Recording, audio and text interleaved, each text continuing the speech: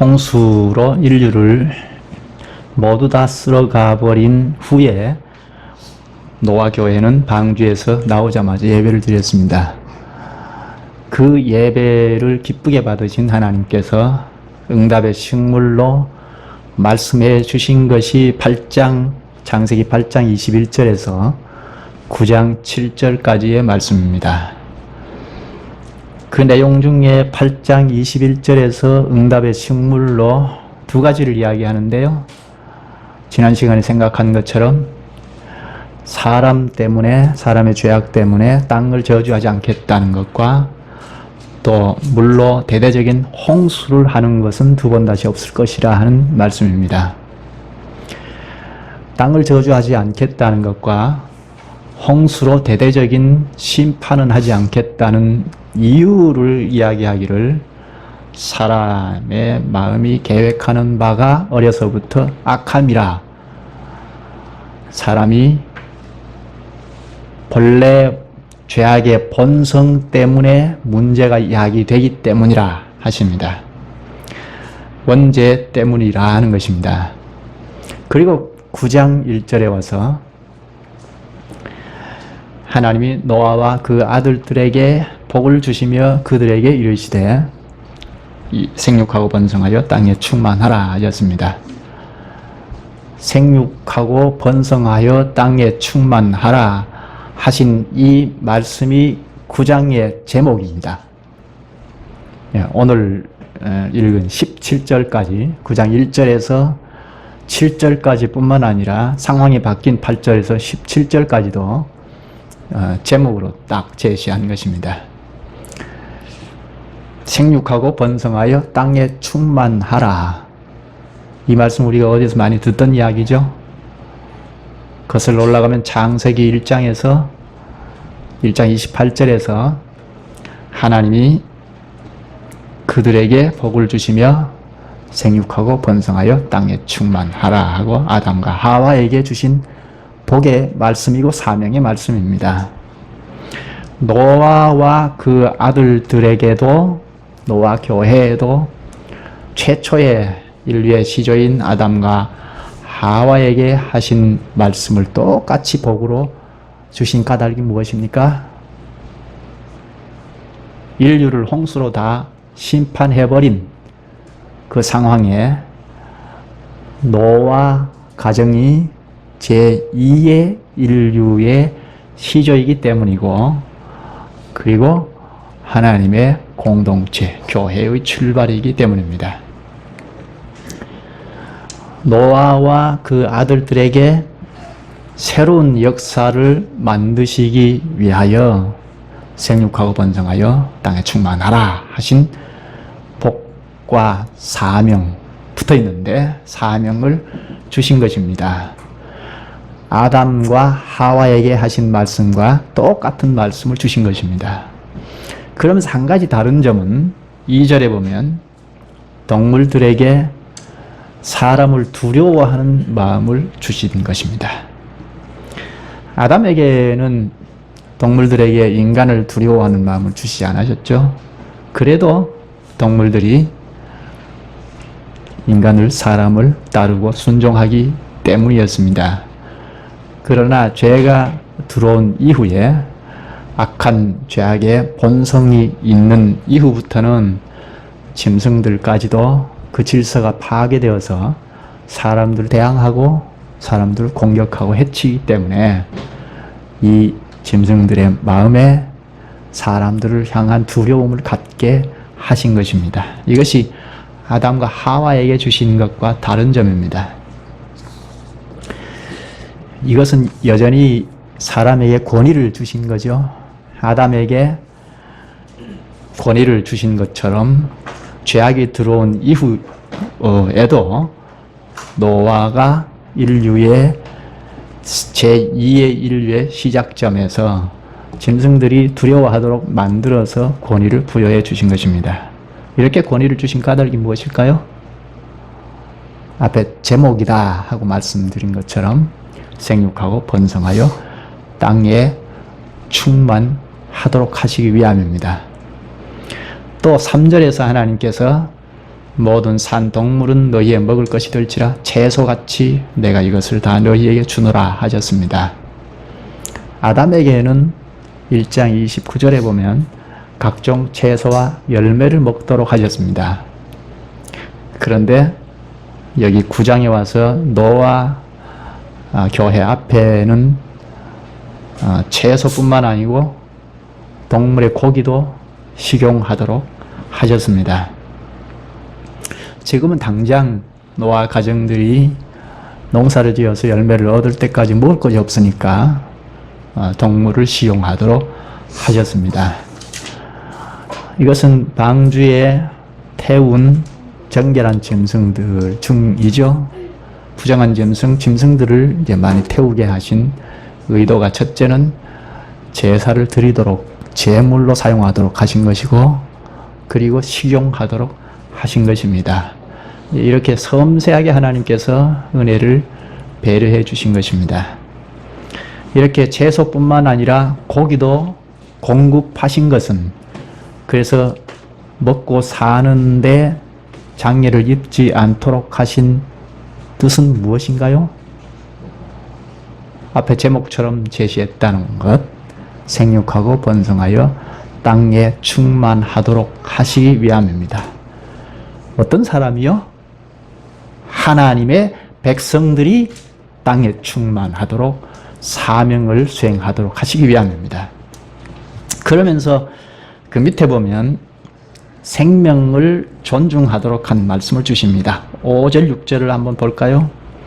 내가 반드시 너희의 피 곧 너희의 생명의 피를 찾으리니, 짐승이면 그 짐승에게서, 사람이나 사람의 형제면 그에게서 그의 생명을 찾으리라.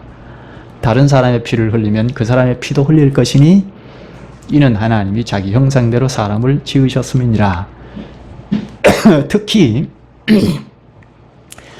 사람의 피를 흘리면, 그러니까 살인자에게 다시 생명을 찾겠다고 하십니다. 6절에 다른 사람의 피를 흘리면 그 사람의 피도 흘릴 것이니, 누가 사람의 피를 흘리면, 즉 누구를 죽이면 다른 사람을 시켜서 죽인 가해자의 피를 찾겠다, 죽이겠다 하는 것입니다.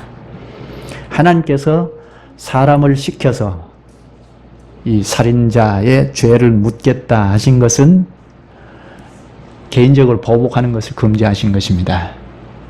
개인적으로 막 보복에 보복을 거듭하도록 하신 것이 아니고, 그 살인한 자를 누구를 시켜서, 그러니까 재판의 권세를 위탁하셔서 하나님께서 그 위임 권세를 가진 자가 살인자를 냉정하게 엄격하게 판단하여 죽이겠다는 것입니다.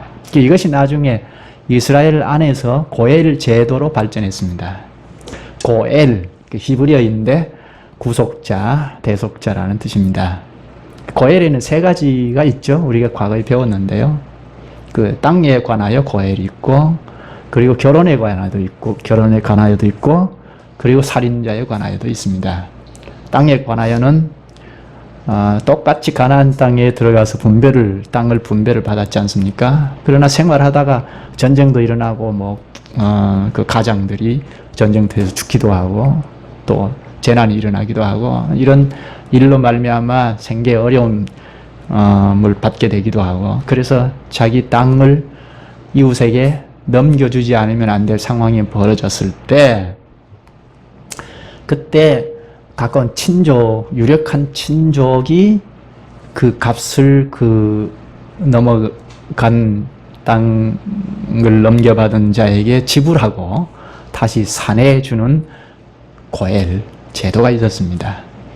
그리고 결혼의 제도에서는 형이 아이를 결혼하고 아이를 갖지 못하고 죽었을 경우에 동생이 그 대를 이어주는 계대 결혼 제도입니다.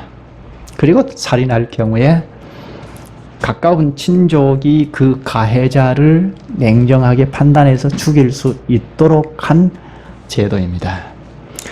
고엘에서, 이 세 가지 고엘에서 가장 엄격하게 부과된 것이 바로 이 살인의 경우 피해 복수입니다. 살인 한 자를 죽일 수 있는 권리를 피살자의 유력한 친족에게 국한하여 재판장이 없을 때 당시에 친척이 재판장이 되어서 엄격하게 그 살인자에게만 보복을 시행하도록 한 제도입니다. 이 제도는 사람의 죄악을 억제하는 제도입니다. 이 제도마저도 없으면 보복에 더 큰 보복이 낳고 보복에 보복을 거듭하여 결국은 인류가 파멸될 것입니다. 레위기 24장 20절에 보면 상처에는 상처로 눈에는 눈으로 이에는 이로 갚을지라 남에게 상해를 입힌 그대로 그에게 할 것이며 합니다. 그만큼만 하도록 정하지 않으면 보복에 더 큰 보복을 낳아서 확산이 될 것입니다. 그래서 눈에는 눈으로만 하라, 이에는 이로만 하라, 그만큼만 하고 더 이상 하지 말아라 하신 것입니다. 그래서 사람을 보호하려는 것입니다. 사람을 죽였을 경우도 그 가해자는 물론이요, 그 가해자와 연관되어 있는 모든 사람들을 향한 감정이 있을 것 아닙니까? 또 보복을 할 경우에 보복을 당한 그 가족들이 가해자를 향한 감정이 다 생길 것 아닙니까?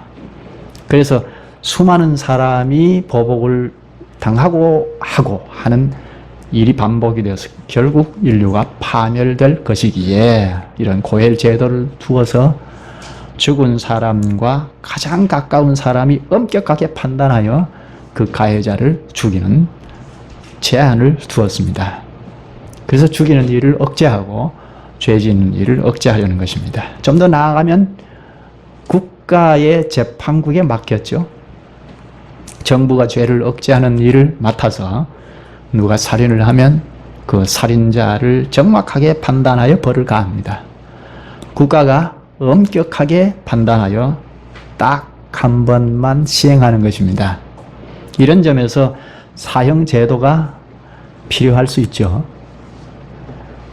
믿는 사람들 교회에서는 사형 제도가 폐지되어야 한다는 주장을 하는 교회가 상당히 많이 있습니다. 그 이유로는 하나님의 형상을 입어 지은 바 된 사람의 인명을 존중하지 않은 것입니다. 그리고 회개할 기회를 주지 않은 것입니다. 그런데 사형 제도가 있다고 해도 회개할 기회를 잃어버리는 것은 아니죠.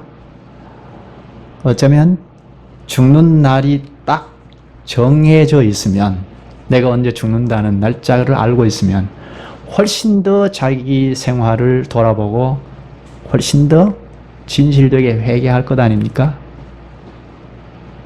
그렇죠. 그러니까 사형제도가 반드시 없어야 한다, 그것도 옳은 것은 아니라는 생각이 듭니다. 죽을 줄 모르고 사는 인간들이 얼마나 많습니까?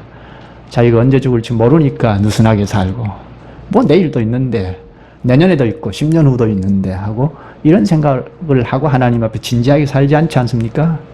그러니까 어떤 면에는 죽음 날짜를 딱 정해놓고 산다면 훨씬 더 진지하게 삶을 살아갈 것입니다. 그런 점에서 사형제도의 옳고 그름을 잘 생각할 수 있을 필요가 있죠. 오늘 본문에서 하나님께서 무엇 때문에 노아 교회 앞에 응식의 말씀을 하시면서 피에 대한 말씀을 하십니까? 이것은 엄격하게 복수하는 제도가 없으면 너도 나도 복수의 복수를 거듭하여 결국 살아남을 사람이 별로 없고 다 죽겠다는 것입니다. 그렇게 되면 결국은 생육하고 번성하여 땅에 충만하게 하는 사명을 잃어버리게 된다는 것입니다. 그런 점에서 여기 6절에 하나님의 형상 때문에 죽이지 못하게 하는 말씀도 물론 인간의 생명을 존중하자, 인간의 존엄성 때문이기도 합니다만, 더 나아가서 사람이 모두 번성하여 하나님의 백성이 이 지구에 꽉 차게 하는 사명을 수행하자 하는 것이 궁극적인 목적입니다. 그래서 7절에 또다시 말씀하죠. 너희는 생육하고 번성하여 땅에 가득하여 그 중에서 번성하라. 결국 노아 교회에 예배를 받으시고 응답의 식물로 주신 말씀의 핵심은 하나님의 백성을 번성토록 하라 하는 사명입니다. 하나님의 백성들이 번성하여 땅에 가득하게 하라 하는 사명입니다. 이 사명을 받은 노아와 식구들은 어떻게 생각했을까요? 생육하고 번성하여 땅에 충만하라, 땅에 가득하라 하는 사명을 받은 노아 교회가 아멘 하고 우리 힘차게 이제부터 하나님의 백성들을 충만하게 하자 하는 사명을 걸머쥐고 가자 했을까요? 8절부터 나오는 하나님의 말씀을 잘 살펴보면 꼭 그런 것만은 아닌 것 같습니다. 물론 노아 교회가 하나님의 말씀을 아멘으로 딱 받아서 다짐했을 것입니다만 한편으로는 노아 교회의 심리 상태가 좀 다른 것 같습니다. 하나님께서 말씀을 하실 때는 반드시 그 공동체의 현실을 놓고 말씀하신다고 했죠. 성경의 기록이 다 계시인데 계시의 말씀을 하실 때 어느 시대이든지 그 계시의 말씀을 하실 때는 그 공동체의 상황을 놓고 말씀하신다고 했죠.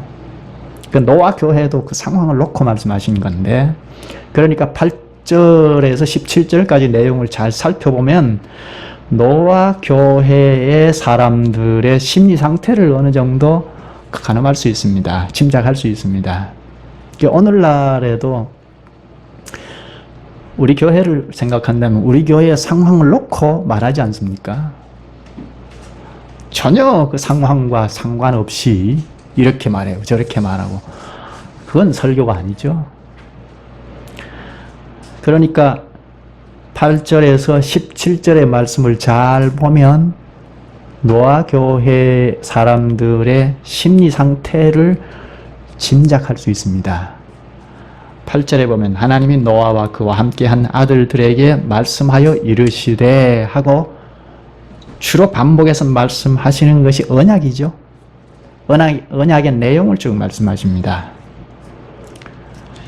그런데 이 8절부터의 말씀은 앞에 7절까지의 말씀과는 별개로 생각하는 것이 좋습니다. 시간적인 간격이 있다는 것입니다. 앞에 8절까지는 창세기 8장 21절부터 9장 7절까지는 노아 교회의 예배를 받으시고 응답의 식물로 주어진 말씀이고, 그리고 8절부터는 다른 상황, 시간대도 다른 때에 주어진 말씀으로 보는 것이 좋습니다. 물론 8장 21절부터 9장 7절뿐만 아니라 17절까지 연결된 말씀이기는 합니다. 하나님의 말씀은 다 유기적으로 연결되어 있지 않습니까? 오늘 우리도 지난주에 한 설교의 말씀의 내용과 오늘 설교의 말씀의 내용과 전부 연결고리로 되어 있지 않습니까? 유기적입니다. 성경은 다 이렇게 유기적으로 되어 있습니다. 그런데 설교가 지난주에 이렇게 말했다, 오늘은 이렇게 말했다, 전혀 상관된 유기적으로 관계되어 있지 아니한 말씀을 전한다면 그건 설교에 문제가 있습니다. 그렇죠? 그런 점에서 8장 21절부터 9장 17절까지 다 연결된 말씀으로 보는 것이 옳습니다. 그런데 우리가 노아 교회의 심리 상태를 알기 위하여 오늘 8절부터 7절까지와 8절부터는 다른 상황, 또 시간대도 다른, 장소도 달랐다고 봅니다. 그렇게 보는 것이 좀 더 이해가 쉬울 것 같습니다. 앞에 노아 교회 예배를 받으시고 기쁨으로 그 응답의 식물인 말씀을 주실 때 이제는 땅을 저주하지 않겠다, 그리고 물로 대대적인 심판을 하지 않겠다는 말씀을 분명히 하셨지 않습니까? 이제 홍수와 같은 대대적인 심판은 없겠다는 말씀을 하셨는데 8절부터 17절까지 내용을 보면 홍수로 멸하지 않겠다 하는 약속을, 언약을 하시죠. 앞에서 말씀을 하셨으면 됐지. 또 8절부터 또 이야기하시는데 8절부터 말씀은 또 이야기하고 또 이야기하고 반복된 이야기입니다. 내가 언약을 반드시 지킨다, 지킨다, 지킨다 하시는 말씀을 반복해서 하십니다. 왜 이렇게 말씀하실까요? 그 말씀은 노아 교회의 상황을 보고 말씀하시는 것이니까 노아 교회의 구성원들의 심리 상태를 짐작할 수 있죠. 여기 잠깐 보면 8절에서 17절까지 언약이라는 말이 몇 번 나옵니까? 9절에서 17절까지 9번이나 나옵니다. 그러면 매 9절마다 언약이라는 말이 나온 셈이죠. 언약의 내용은 이미 앞에서 홍수로 대대적인 심판을 하지 않겠다는 말씀을 하신 건데 8절부터 9절 9절마다 약속, 언약, 언약 이란 말을 반복하면서 홍수로 심판하지 않겠다는 말씀을 하십니다. 이것은 왜 이렇게 강조해서 반복해서 이야기하시는가? 한 말씀 또 하고 또 한 말씀 또 하고 좀 다른 말씀을 하지. 그러지 않아요? 오늘 설교도 그것 작년에 한 것 아닙니까? 또 다른 말씀 하지. 그러기 쉽지 않아요? 그런데 노아 교회는 얼마 전에 시간적으로 얼마 차이가 있는지 알 수 없지만 얼마 전에 응답의 식물로 심판을 대대적으로 하지 않겠다는 말씀을 이렇게 명확하게 하셨는데 8절부터 보면 심판을 하지 않겠다, 대대적인 홍수로 멸하지 않겠다는 반복해서 내가 언약을 꼭 지킨다, 지킨다, 지킨다 하는 말씀을 하셨습니다.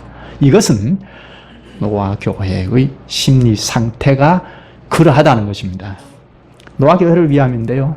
한번 생각해 볼까요? 노아 교회의 심리 상태? 이것은 제가 생각하고 이모저모 생각한 내 개인적인 생각일 수도 있는데 오늘 우리의 여건에서 생각할 수밖에 없으니까 내 개인적인 생각일 수 있고 이 생각에서 벗어날 수 없는데 그러나 노아 당시의 사람들이나 오늘 우리 시대의 사람들이나 다 아담의 후손들이고 죄악의 본성이 있는 백성들 아니겠습니까? 그렇다면 큰 차이가 아니지 않겠는가 하는 생각을 한 것인데요. 저기 인도의 2004년 12월인가요? 인도의 스마트라 섬 부근에서 큰 쓰나미가 일어나서 10만 명 이상 훨씬 넘게 죽어나가지 않았습니까? 그때 땅이 폐허가 되고 사람들은 공황 상태가 되었습니다. 그때 쓰나미로 전 세계에 홍보가 되어서 쓰나미의 위력, 무시무시한 그 위력을 알리는 계기가 되었습니다. 경각심을 갖는 계기가 되었습니다. 이것이 지구 전체로 보면 한 기퉁이의 조그마한 일입니다. 그런데도 이렇게 전체에 많은 사람들에게 큰 충격을 가해주는 일이 되었는데 노아 홍수 사건은 어떻습니까? 온 지구가 물로 잠겨버릴 뿐 아니라 깊음의 샘들이 다 터져서 지각 변동이 이만저만하게 일어나지 않았죠. 온 지구가 그냥 뒤죽박죽이 된 것처럼 되어버렸습니다. 그 사실을 그 한가운데서 다 경험했던 노아 가족들입니다. 어땠을까요? 요즘 같으면 스트레스, 외상 후 스트레스 장애 판정을 받고 오래도록 치료를 해야 할 겁니다. 물론 하나님께서 치유해 주셨다는 것을 가정하더라도 제가 지금 말하고자 하는 것은 그 사람들의 상황, 폐허가 된 상황에서 어떻게 살 것인가 하는 문제가 아닙니다. 어떻게 먹고 살 것인가 하는 그런 문제가 아닙니다. 그들의 형편의 문제가 아닙니다. 하나님께서 생육하고 번성하라, 땅에 충만하라 하는 축복과 사명을 붙여서 주셨을 때 그 사명을 어떻게 감당할 수 있을까 하는 문제입니다. 물론 하나님께서 축복으로 주신 말씀이니까 감격했을 것입니다. 그러나 한편으로는 어떻게 이 사명을 감당할 수 있을까 하고 깊이 고민했을 것입니다. 과연 우리가 이 중차대한 사명을 걸머지고 실수 없이 오차 없이 이 사명을, 하나님의 백성을 충만케 할 수 있을까? 그 고민하지 않겠습니까? 방금 전까지 하나님의 아들들이라는 사람들도 다 홍수로 멸망당해 버렸는데 우리라고 별 수 있는가 생각하지 않았겠습니까? 뭐 노아 가족들이 우리는 특별나, 그래서 하나님의 은혜를 받고 구원을 얻었어, 그랬을까요? 우리도 별 수 없는 인간이 아닌가. 그럼에도 불구하고 하나님께서 은혜를 베풀어 주셨으니 이렇게 구원을 받았는데, 하나님께서 이 땅의 백성들이 충만케 하라 하는 사명을 주셨을 때 이 사명을 어떻게 감당할까? 우리도 별 수 없는 인간인데 우리 안에 죄가 꿈틀거리고 있는데 하지 않았겠습니까? 예배를 드린 다음에 하나님께서 응답의 식물로 주신 설교를 들었을 때 무엇을 가장 크게 들었을까요? 노아 가족들이 하나님의 말씀을 들었을 때 어떤 말씀을 가장 크게 들었을까요? 이것도 저희 짐작인데, 사람의, 그러니까 홍수로 멸하지 않겠다 하는 이유로 주어진 말씀 아니겠습니까? 사람의 마음이 계획하는 바가 어려서부터 악함이라. 어려서부터 악함이라. 이쁘다, 귀엽다 하고 있을 그때 악한 본성이 막 자라서 사정없이 드러내게 한 이 인간의 본성, 이 설교 말씀을 아주 크게 들었을 것입니다. 어떻게 악한 이 본성을 이기면서 하나님의 백성들을 생산하고 꽉 차게 할 것인가? 하나님의 아들들이라고 하는 그들도 홍수로 다 멸망당해버렸는데 우리라고 별 수 있겠는가 하는 두려움에 휩싸여서, 그게 노아 교회의 심리 상태가 아니겠습니까? 노아 교회의 가장 큰 문제는 그들 앞에 놓여져 있는 형편이 아닙니다. 먹고 사는 문제가 아닙니다. 어떻게 하면 하나님께서 주신 사명을 감당할 수 있을까? 그것을 생각하면서 우리 안에 죄악의 본성이 꿈틀거리고 있다는 데 대한 고민입니다. 이게 노아 교회의 심리 상태가 아닐까요? 오늘 우리도 마찬가지 아닙니까? 하나님의 말씀을 들을 때 제일 먼저 와닿는 것이 무엇입니까? 어떻게 저 말씀을 내가 나의 죄성을 이기고 지킬 수 있을까 하는 것 아닙니까? 내 안에는 죄의 본성이 늘 꿈틀거리고 있는데 이 죄악의 본성을 능히 굴복시키고 새 생명을 발휘하여 하나님의 백성을 순종하고 나갈까? 이게 참 백성이면 당연히 생각하는 거 아닙니까? 노아의 식구들의 심리 상태도 아마 그것이었을 것입니다. 그러니까 하나님께서 다시 홍수로 멸하지 않겠다는 말씀을 하셨음에도 다시 오셔서 홍수로 멸하지 않겠다, 내가 언약을 지키겠다, 내가 약속을 지키겠다 하는 말씀을 반복하지 않았을까요? 홍수 심판 이후에도 여전히 문제가 되는 것은 인간의 죄악성입니다. 이 죄악성은 아주 흉측하게만 나오는 것이 아니고 아주 아름답다 할 정도로 진실되이 포장하여 나타나기에 하나님의 백성들이 생산되고 꽉 차게 하는 이 사명을 감당하기는 쉽지 않지 않습니까?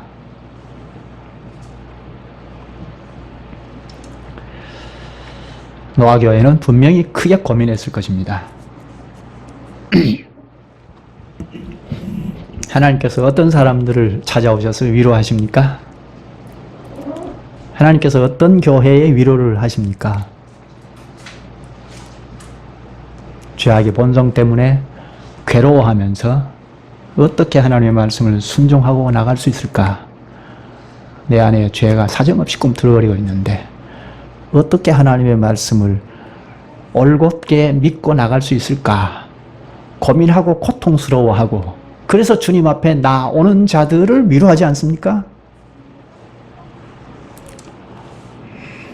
자기 죄성 하나 생각하지 않고 잘난못을 사는 사람들 찾아오셔서 위로할 까닭이 없죠. 내가 어떻게 하면 하나님 앞에 기쁨을 드릴까 하고 고민하고, 내 힘으로는 할 수 없는 일인데 어떻게 하면 가능할까? 영적인 고민에 잠겨있는 사람들을 찾아오셔서 위로하지 않겠습니까? 8절부터 하나님께서 약속에 약속을 거듭하시는 이유는 바로 노아 교회를 위로하고 싶으셨던 것입니다. 18절부터 자세히 보면 노아 교회를 향하여 무슨 조건을 제시하는 것이 하나도 없습니다. 너희들 이렇게 해야 한다? 이렇게 하라? 그런 조건이 없습니다. 하나님께서 약속을 하시고 약속을 스스로 지키시겠다고 하십니다. 거기서는 다만 노아 교회는 순종할까 말까 하는 것만 남죠. 노아 교회가 이 말씀을 들었을 때 얼마나 위로가 되었을까요? 하나님께서 약속을 하시고 그 약속을 내가 지킨다. 그리고 아무런 조건을 제시하지 않았을 때 얼마나 큰 위로가 되었을까요? 그것을 생각하면 하나님의 말씀, 하나님의 백성을 생산하고 꽉 차게 하는 사명을 어떻게 수행할 수 있을까 하는 고민을 했던 것이지 않을까 그렇게 짐작해 봅니다. 하나님께서 약속을 하시고 약속을 지키겠다고 하신 말씀을 듣고 노아 교회는 진정한 자유를 얻었을 것입니다. 그래, 하나님께서 다 이루시니까 우리는 따르기만 하면 되겠구나 했을 것입니다. 오늘날에도 설교를 진정으로 깨닫는 종착은 그것이죠.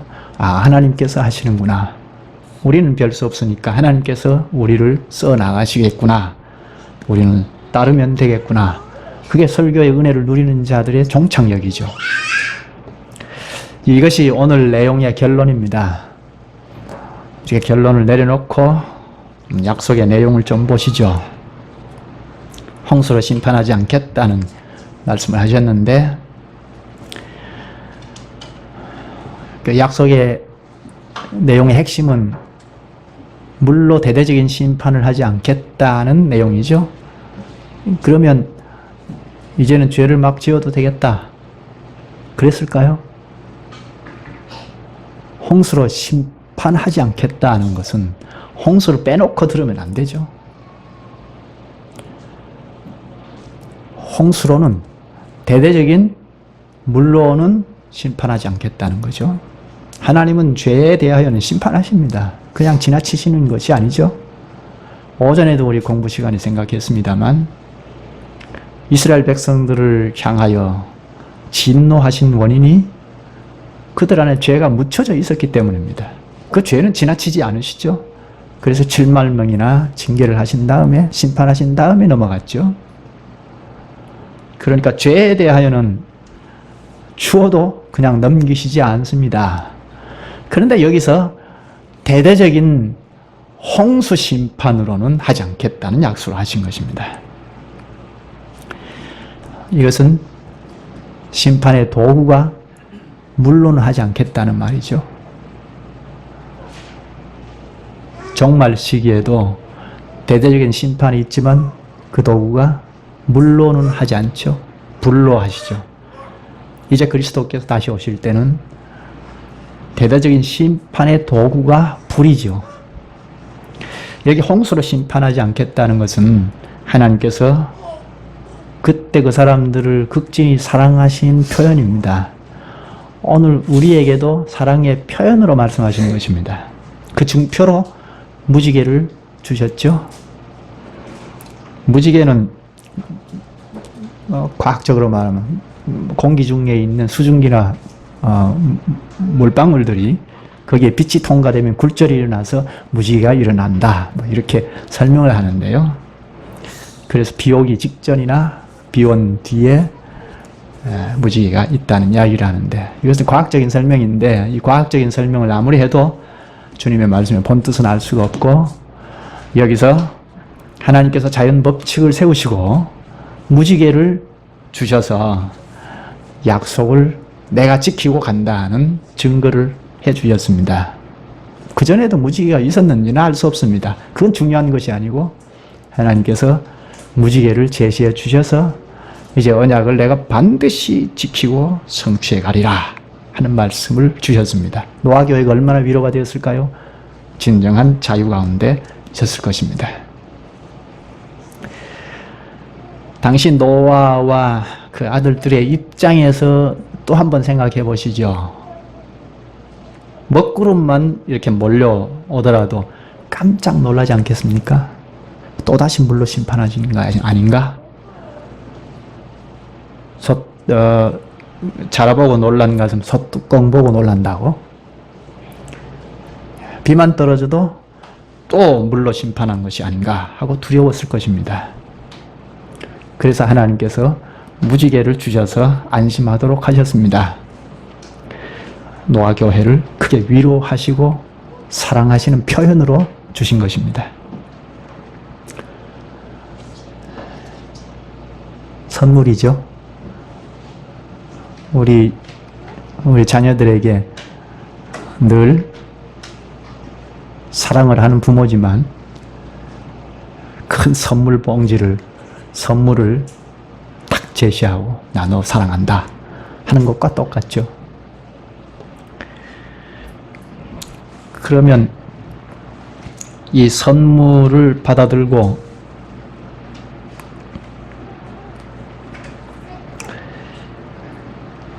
그건 좀 뒤에 얘기하기로 하고, 하나님께서 언약을 하시면서 항상 기억하라, 항상 기억하리라 하셨습니다. 그러니까 노아 교회를 향해서 너희들 나하고 언약을 했으니까 기억하라, 그렇게 말씀하지 않으셨습니다. 15절에 보면 내가 나와 너희와 및 육체를 가진 모든 생물 사이엔 내 언약을 기억하리니 다시는 물이 모든 육체를 멸하는 홍수가 되지 아니할지라. 여기 내가 내 언약을 기억하리라 하십니다. 하나님께서 기억하시겠다는 것입니다. 여기 기억하시겠다, 기억하다는 말은 자카르라는 말이라고 했죠. 8장 1절에서 생각했죠. 마음 깊이 새기고 잊지 않겠다는 것이고, 한 발 더 나가서는 앞의 일을 예상하고 경영하시겠다는 뜻이 포함되어 있다고 했죠. 16절에 보면 무지개가 구름 사이에 있으리니 내가 보고 나 하나님과 모든 육체를 가진 땅의 모든 생물 사이에 영원한 언약을 기억하리라. 여기 또 기억하겠다 하십니다. 하나님께서 언약을 세우시고 하나님께서 잊지 않고 경영하시겠다는 하십니다. 하나님은 전지전능하신 분이죠. 무엇이든지 다 알고 무엇이든지 다 행하실 수 있는 분이십니다. 그런데도 내가 언약을 기억할게, 내가 기억할게 하시는 것은 절대로 언약을 변치 않겠다는 확증입니다. 그 증거로 무지개를 주셨습니다. 그럼 노아 교회가 무엇을 중요하게 생각해야 할까요? 무지개를 중요하게 생각해야 할까요? 아니면 언약의 내용을 중요하게 생각해야 할까요? 앞에서 무지개는 선물이라고 했는데요. 부모님이 자녀를 사랑할 때 사랑의 표시로 선물을 할 때도 있죠. 그럼 자녀가 그 선물을 받아들고 아빠가 우리를 이렇게 사랑한다, 이처럼 사랑한다고 좋아합니다. 근데 그 선물의 실증이 느껴지거나 아니면 돈을 선물로 받아서 돈을 다 써버렸습니다. 그래서 돈을 또 타내려고 달라고 할 때 냉정하게 딱 따져서 주기도 하고 또 안 줄 수도 있죠. 안 주면 아빠가 나 사랑하지 않는가 보다, 그렇게 하면 옳지 않죠. 노아교회, 오늘 우리도 하나님께서 주신 선물인 무지개가 아니고 하나님께서 약속하신 내용을 중요하게 생각해야죠. 오늘 우리도 마찬가지입니다. 언약의 내용이 무엇입니까? 주님께서 하신 말씀 아닙니까? 주님이 하신 말씀을 중요하게 생각해야죠. 우리가 항상 조심할 것은 약속의 말씀을 소홀히 하는 것입니다. 하나님께서 약속을 신실히 지켜가시는 분이시다 하고 선물로 주시는 것은 좋아할지라도 그 약속의 내용은 중요하게 생각하지 않을 수 있습니다. 예배를 드리면서도 예배 요소에서 찬송도 있고 기도도 있고 헌금도 있고 있지 않습니까? 그 자체만 가지고 예배에 빠질 수 있습니다. 말씀이나 기도나 헌금이나 찬송이나 다 주님의 말씀으로 하는 것이어야 하지 않습니까? 지난주에도 부른 찬송 중에 전능왕 오셔서 주 이름 찬송케 하옵소서, 이런 찬송을 하면 그 음악에만 빠져서 열심히 합니다. 하나님께서 가르쳐 주신 말씀으로 찬송해야죠. 전능왕 하나님이시구나, 어떻게 전능하신가 하는 배운 말씀을 쥐고 찬송해야죠. 그게 올바른 찬송이죠. 그런데 그 음악 문화에 빠져서, 그 리듬에 빠져서 열심히 찬송을 다 한다고 하면 하나님이 기쁘게 받으실까요? 우리가 이렇게 하나님께서 언약의 내용으로 주신 말씀을 잃어버리고 예배 드릴 수 있습니다. 기도도 마찬가지고 헌금도 마찬가지입니다. 우리 주변에 요 가까운 데 있는 교회 목사님께서 하신 말씀인데요. 보통 예배 전에 이렇게 여럿이 나와서 찬송을 하지 않습니까? 시끄럽게, 찬송이라기보다 복음성가를 하죠. 복음성가를 막 하는데, 그리고 예배 시간이 딱 되면, 끝나면 자리로 돌아가는데, 설교를 딱 시작하면 나가더래요. 열심히 찬송하고 하나님께 영광 돌립시다 하고 해놓고 설교를 딱 시작하면 밖으로 나가요. 그래서 불러다 놓고 자초지종을 얘기하면서 야단을 했대요. 그게 상처가 되었다고 옆에 큰 교회로 가버렸대요. 혼자만 간 게 아니라 그 그룹을 다 데리고 가버렸대요. 얼마 전에 그런 일이 있었답니다. 그쪽에 가면 상처 안 받을까요? 상처받는 사람은 어디 가도 상처를 잘 받습니다. 그 말의 의도를 캐치하지 못하고 그저 자기에게 심정 상했다고. 그 사람이 어디 가서 하나님의 지지를 받을 수 있을까요? 물론 따지기는 해봐야 합니다. 하나님의 말씀을 충분히 가르친 것이 있는지, 하나님의 말씀을 가르치지 않고 그렇게 해버리면 그것은 우선순위가 바뀐 거죠. 하나님의 말씀이 충분하게 설교된 다음에, 찬송이 무엇이고 예배가 무엇이고 설교된 다음에 여전히 그렇다면 불러다 놓고 호되게 야단할 수 있습니다. 그건 따져봐야 하는데, 그 차지하고라도 틀린 거죠. 오늘날 이런 일이 비일비재하게 벌어지고 있습니다.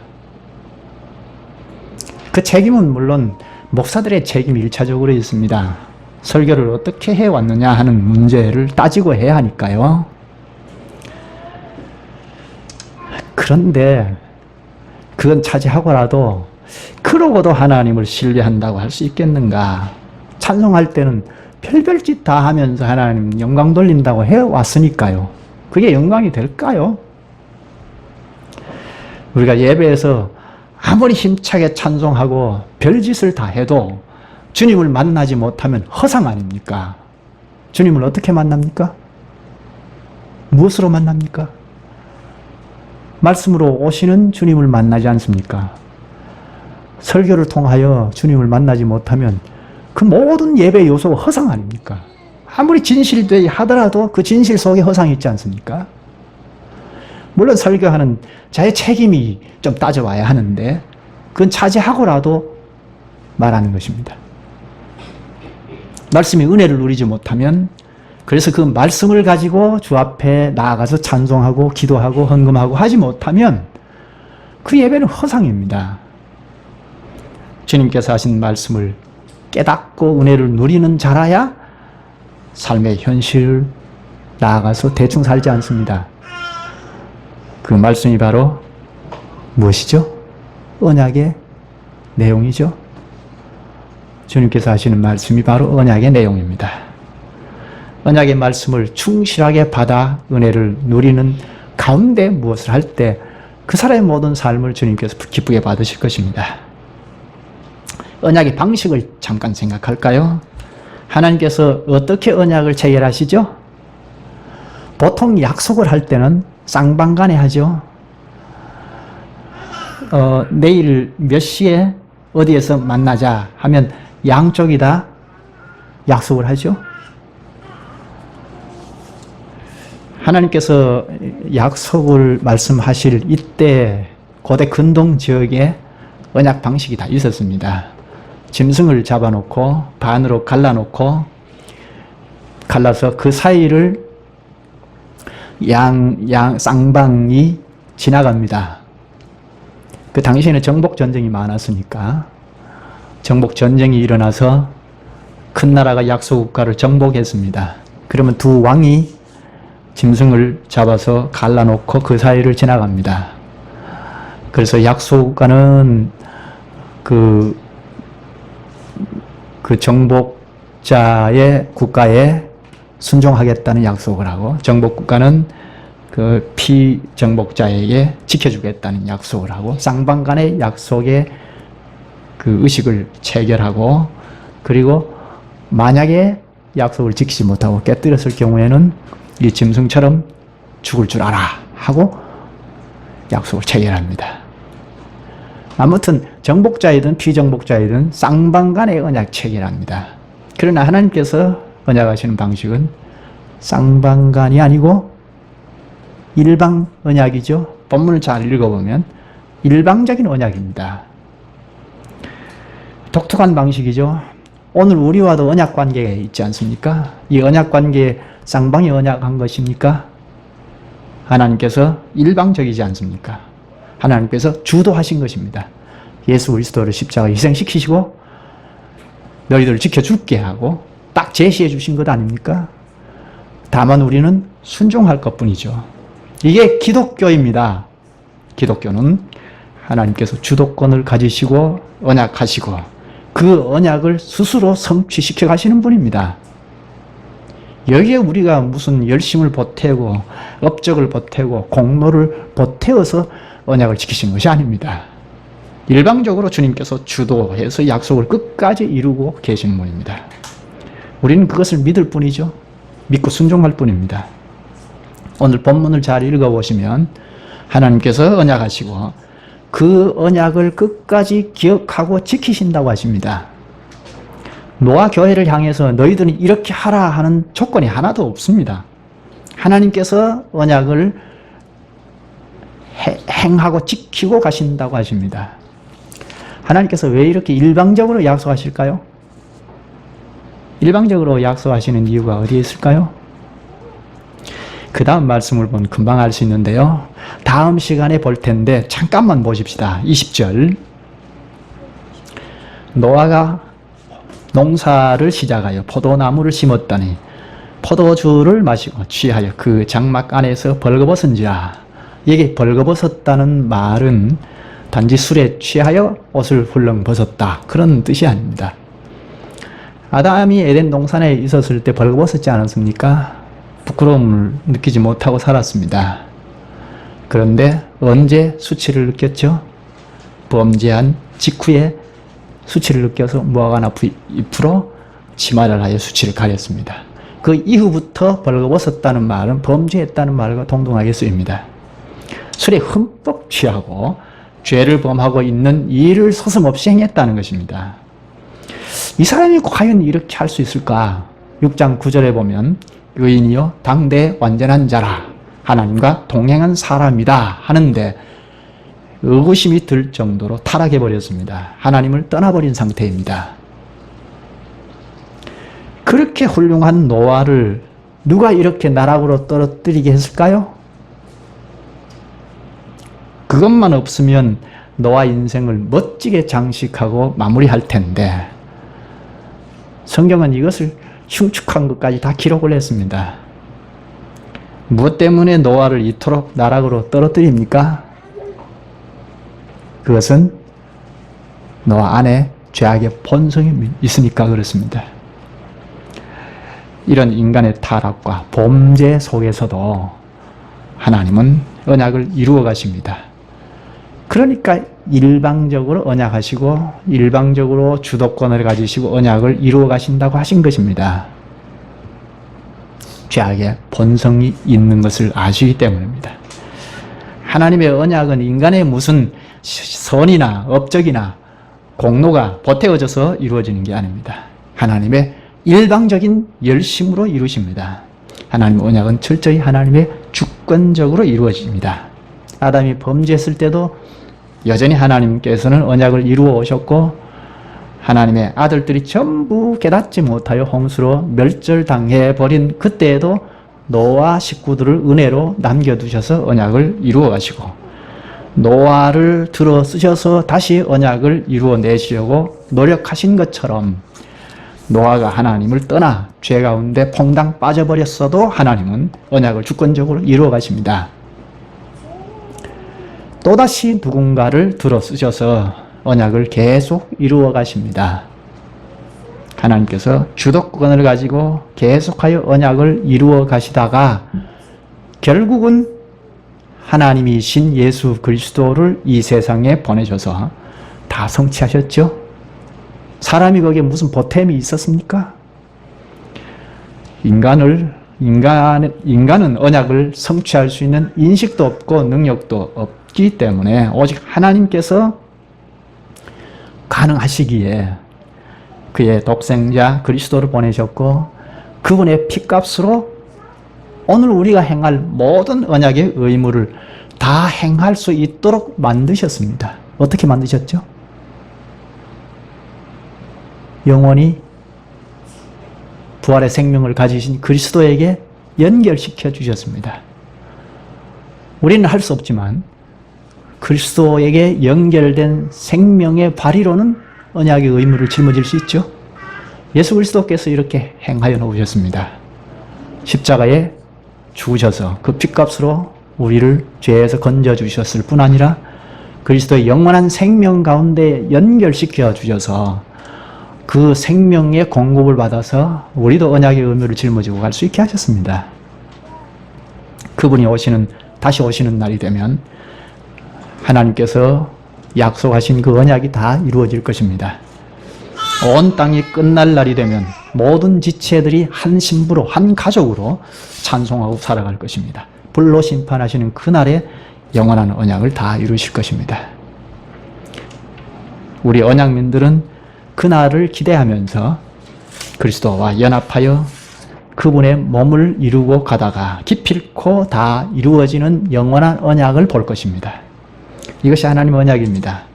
하나님의 언약은 영원한 언약입니다. 그래서 본문의 12절, 16절에 영원한 언약이라고 반복합니다. 오늘 우리는 하나님께서 주도권을 가지시고 완전하게 이루실 영원한 언약을 굳게 믿고 의지하면서 우리가 행할 의무를 다 이루신 그리스도에게 접붙여져서 딱 붙어서 그분의 몸체를 잘 이루고 갈 필요가 있습니다. 여기까지 하죠. 자비하신 주님, 주님께서 대대적인 홍수 심판이